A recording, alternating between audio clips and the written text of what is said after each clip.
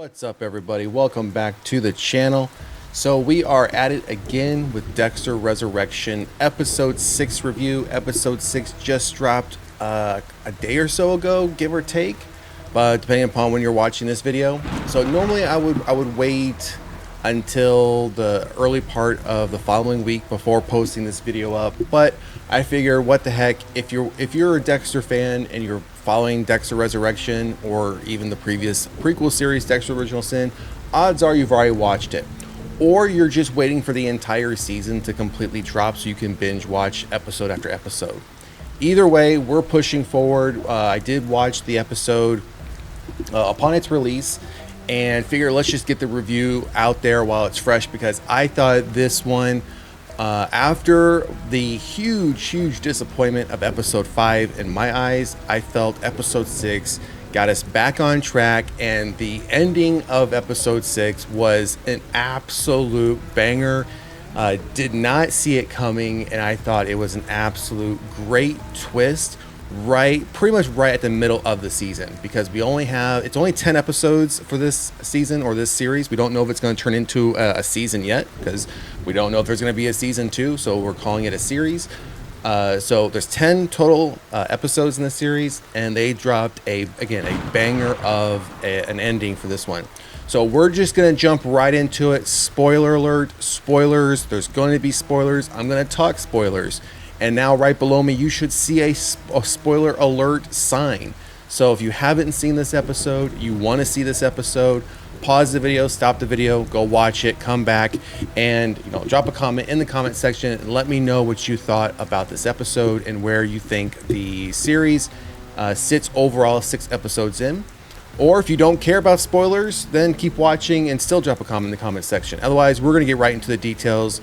Like we always do, we're just going to do a quick run through of the episode, giving our perspective as it moves on. So, like any other, I think, episode, unlike the others, I don't recall, but with this one, maybe I wasn't paying attention, but with this one, right before we get into the beginning of the episode, we get all these quick cutscenes from the episode, and then for about 3 to 5 seconds, we get about 7 or 8 very quick cutscenes, again, of things that happen throughout this episode. Then we move right into the episode. So we pick up, Dexter's out there doing some maintenance work, sweeping and whatnot for his landlord, and then come to find out his landlord comes out, and his mother tells Dexter his mother has passed away. You may recall from the last episode, Dexter had a brief interaction with his friend's mother, who we found out had cancer.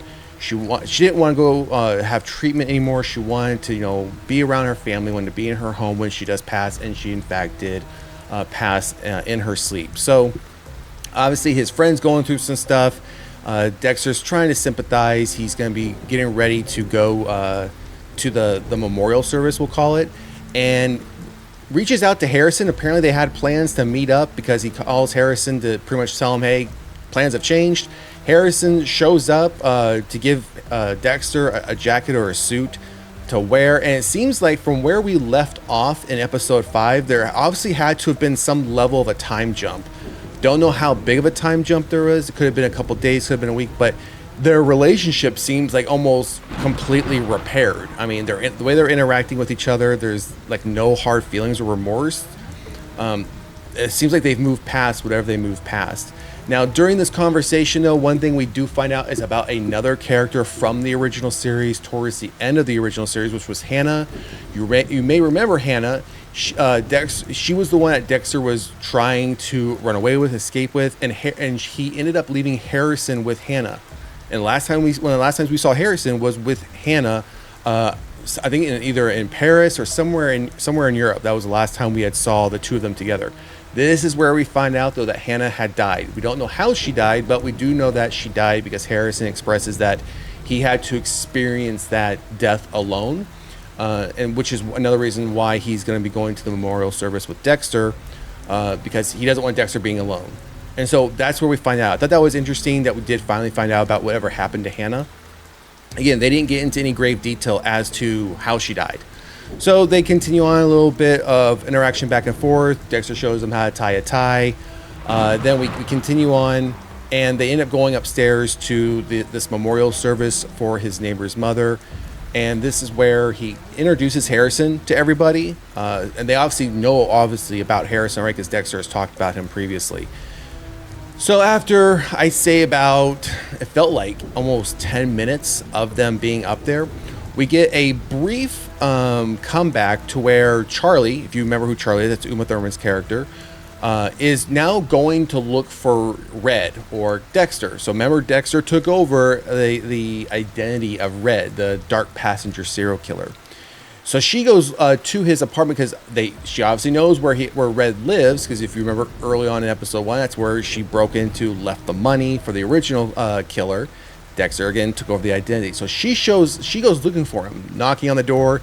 She breaks in and then starts to look around, and when she goes into the kitchen, realizes, someone hasn't been here for a while. Fruit has mold all over it. The bread is all molded.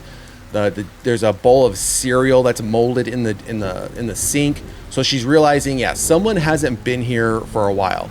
She calls Prouder, which is Peter Dinklage's character, to let him know, hey, he's not here. He has a little bit of a concerned look on his face. Not really sure what to make of this, because again, remember, the tattoo collector, Neil Patrick Harris's character, is dead. Maya, I think it's pronounced Maya, is now in jail.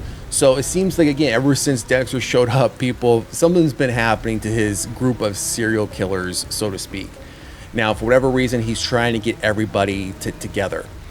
We end up going back to the memorial service. There's a bit more of an interaction there. Some people giving some speeches about the mother who had passed away, and they're doing some sort of like traditional thing where they're giving things out to those who knew her best, and they actually included Dexter in this as well. We have a bit of probably another 5-10 seconds in that memorial service, and then Dexter gets a phone call, and it's Prouder. And Dexter, he's like, hey, I'm outside your place. So Dexter thinks he's outside, like where Dexter actually lives, not where Red lives. So Dexter's panicking a little bit, starts looking around, doesn't see him. So Prouder's like, hey, I'll wait, but when will you be here? I don't know. So Dexter's like, I'm not around. So he tells him, hey, I'll wait, but you need to show up to my place like ASAP.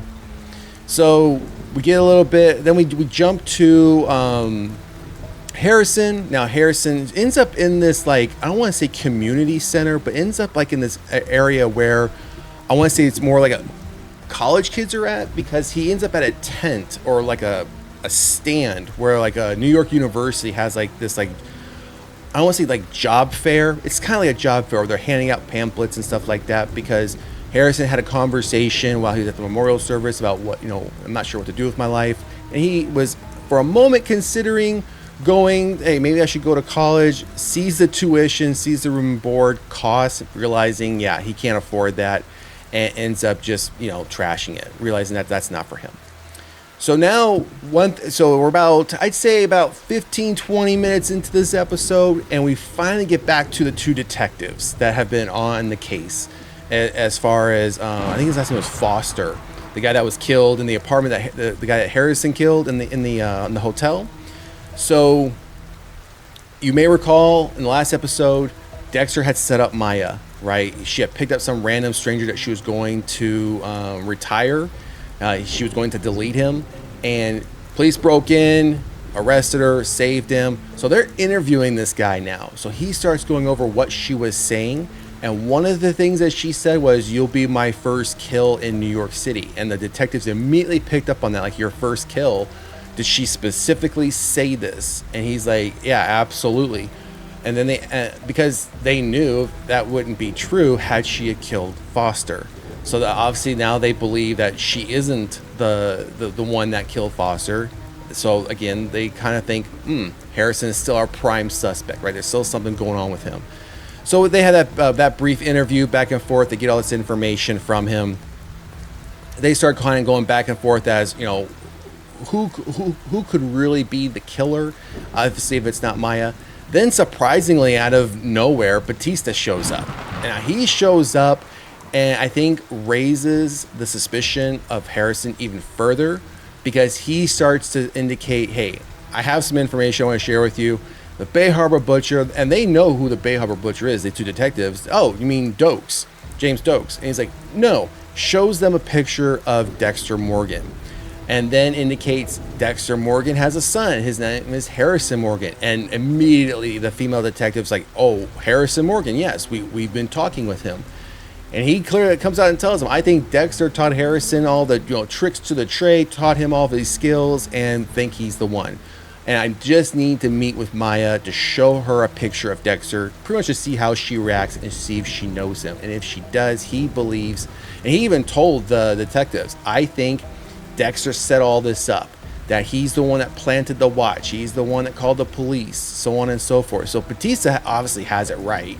I mean, he clearly believes 100% Dexter is the Bay Harbor Butcher. There's no convincing him otherwise. It's just a matter of getting somebody else to believe him, and in order to put the pieces together for him, since he's obviously out of his jurisdiction here.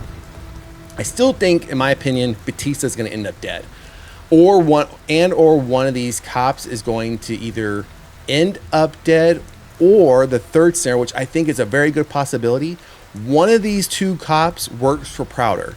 One of these two cops is in fact a serial killer, and we don't know it yet, and they're going to either kill the other detective and Batista, or one or the other. But I think one of the detectives works for Prouder, and I'm thinking it might be the male one, because the female detective, the way she goes about her work and her cases, especially having never closed out the New York Ripper case, I don't see it being her, but I see it being the male detective. All right, so now that part of the story is kind of paused. We're now at Prouder's house, where the three remaining killers are at.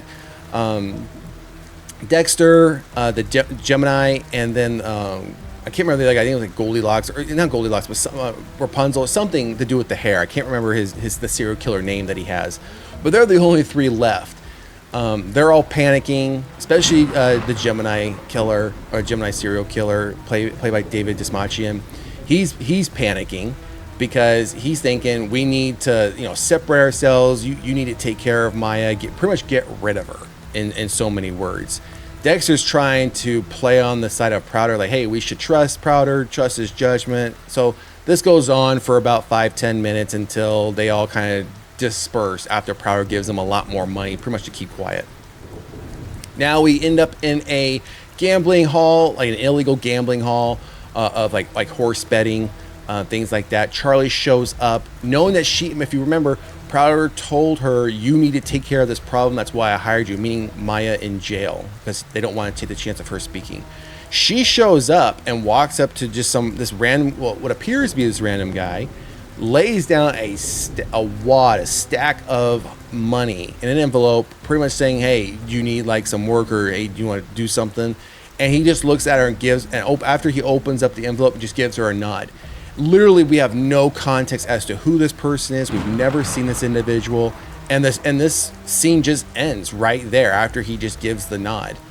Now we're back with Dexter, who's going through and looking at some of the news articles, graphic images of the works of the Gemini killer, which is David Dismachian.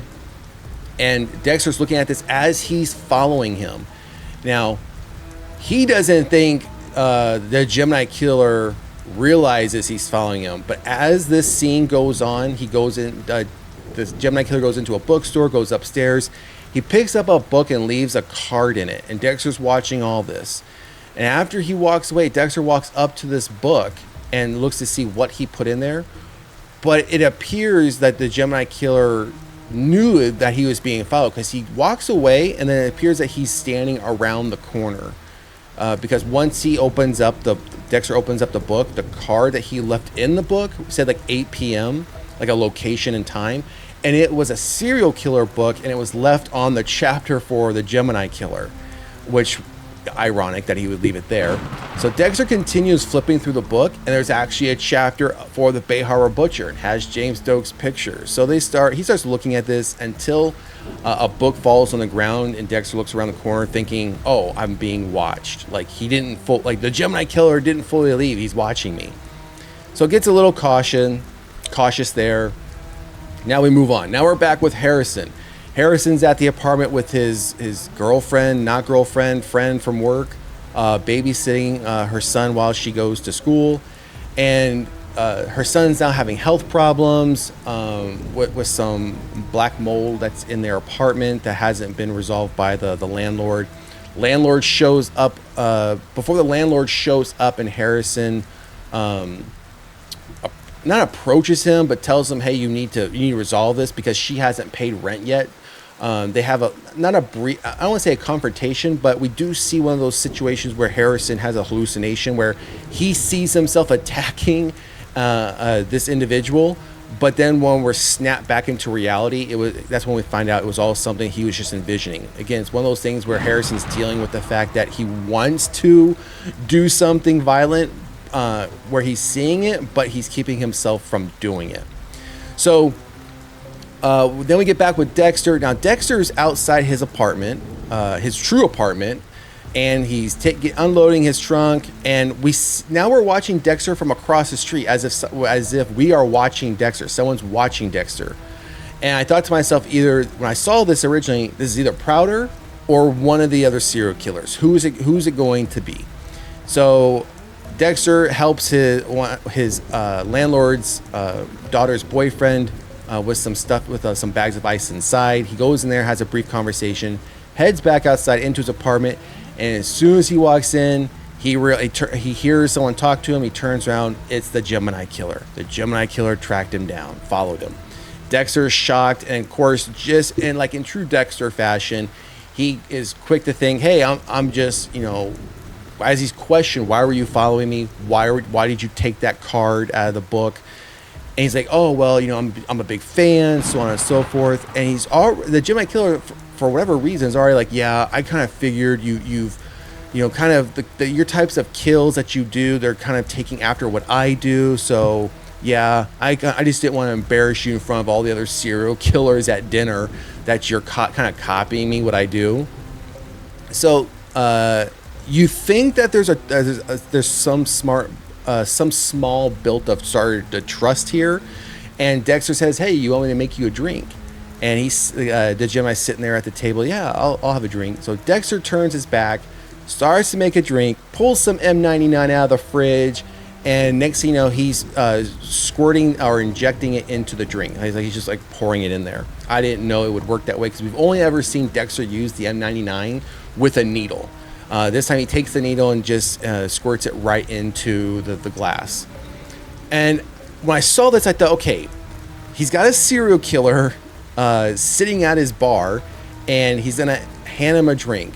One of two things needs to happen here. Either Dexter needs to be holding the glass with the M99 in it, because odds are the serial killer, David Dismachin, is gonna switch glasses. He's not going to trust Dexter at all. Or I thought to myself, Dexter, that's going to happen, and Dexter will end up with the M99 and think, okay, he needs now to figure out a way to spill his drink, do whatever, and then it'll be like the scuffle. So we move forward, a little bit more conversation. Dexter walks over with the drink, and sure enough, Dexter sets the drinks down, and before they drink or toast, David Dismachin switches the glasses. And obviously Dexter planned for it. Dexter takes a drink of it as he's being watched, and then David's like, okay, the Gemini killer, okay, I can trust him. Starts to take a drink of his, and he passes out. So Dexter had the glass with the M99 in it, anticipating the Gemini killer was going to switch glasses. So Dexter already had that, thinking this is what's gonna happen. So I'm prepared. Gemini killer passes out onto the ground. We jump back to Harrison a little bit more, which is already what I described between him and the landlord. Again, nothing exciting there. We jump back to Dexter, where the Gemini killer is now wrapped up in somewhat plastic duct tape, and he's laying on the floor in Dexter's apartment. And there is no conversation had here. Dexter literally gets his trophy, gets on top of the Gemini killer, and takes him out. Deletes his Minecraft server right there on the spot. But then his neighbor knocks on the door, and the body's right there. He has to hurry up, wrap him up in plastic, get the body into the bathroom, tosses him in the tub. But then he didn't realize when he put him in the tub, the shower curtain came off one of the rings. So when he did that, I obviously when you see it happen, but Dexter doesn't realize it, you know the neighbor is going to realize it. Neighbor comes in, there's a brief conversation. The neighbor is apologizing for snapping at Dexter during the memorial service, gives him, starts talking to him about his childhood, how he had a dark childhood, and then, asks for some Tylenol or aspirin.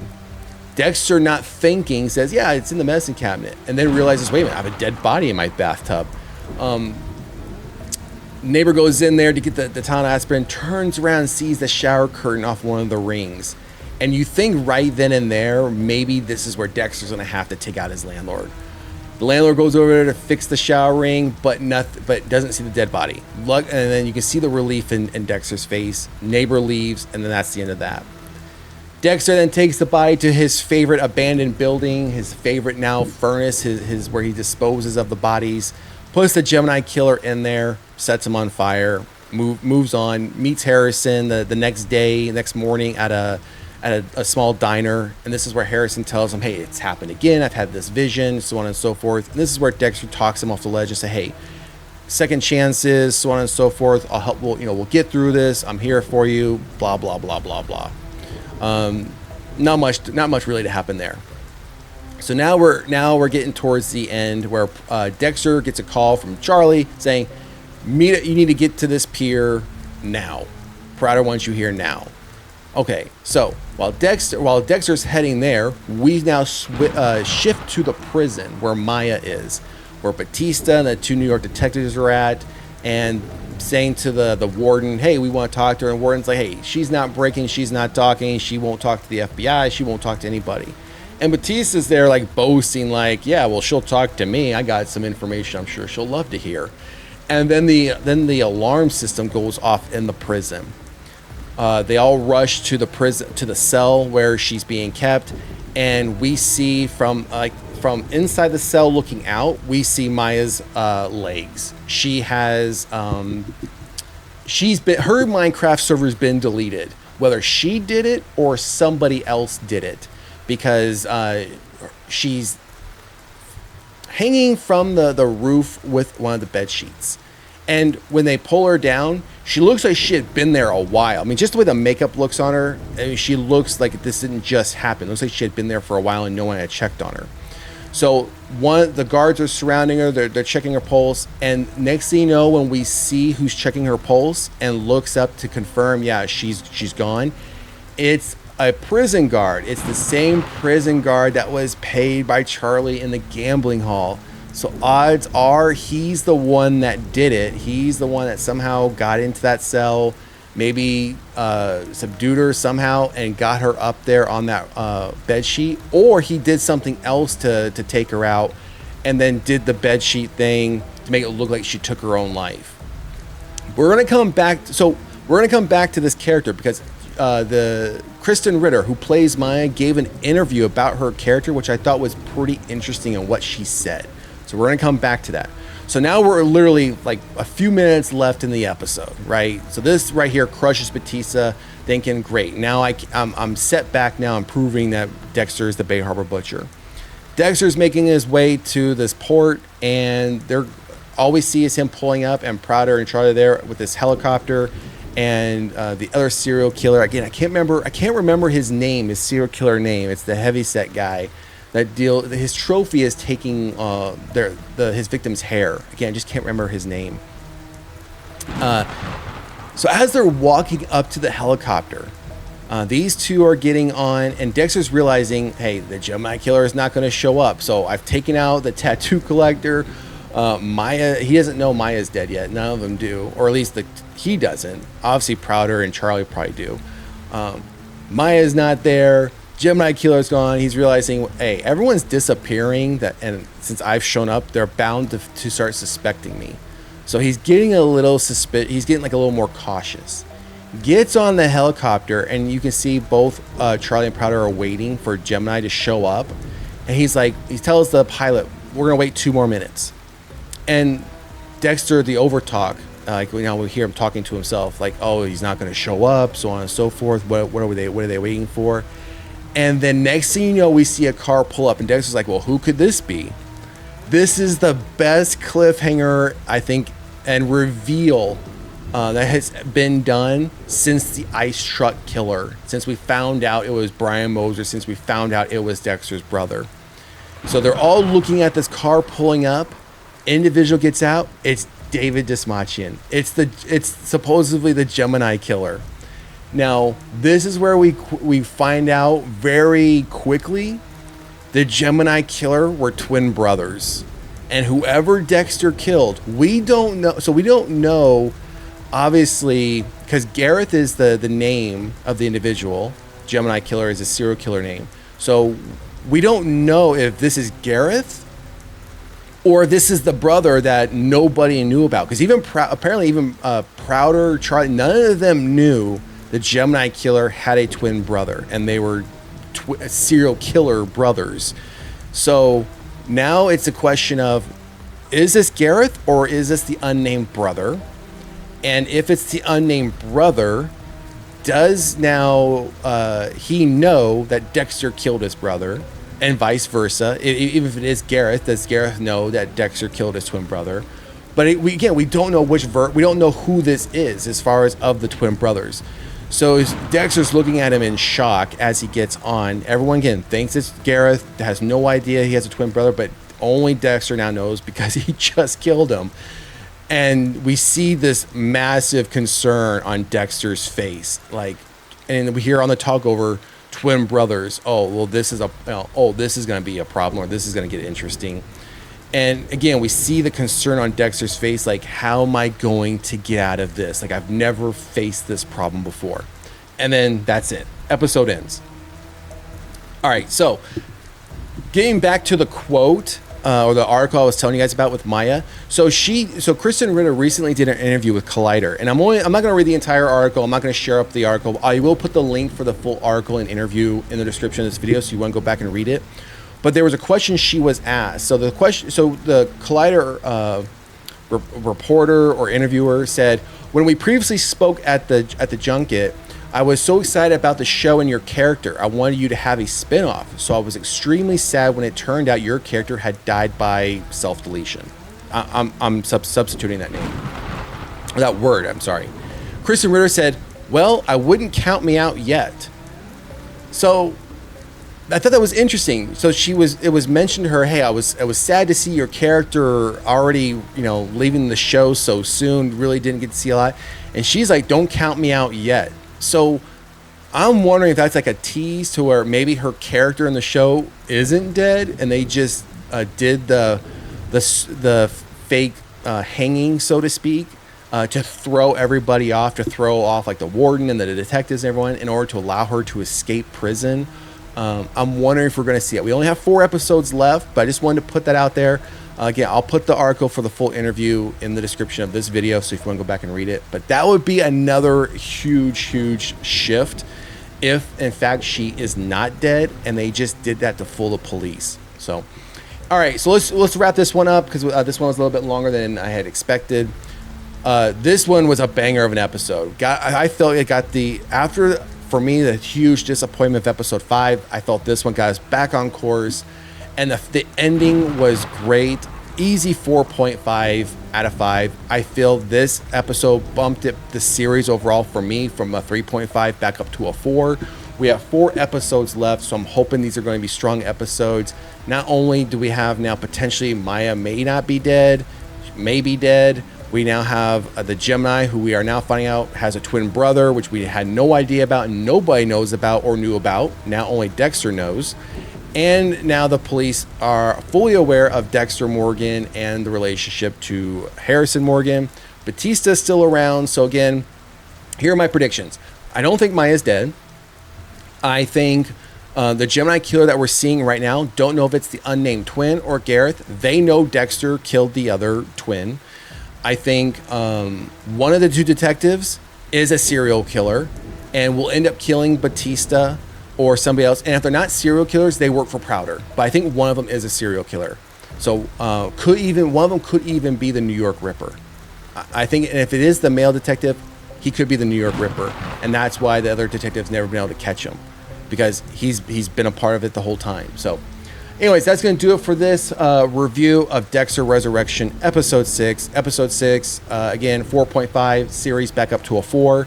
We'll come back to you next week for Episode 7. So make sure to drop a comment in the comment section. And if you haven't done so already, please like, share, and subscribe to the channel. Otherwise, we'll see you at the next one. Later.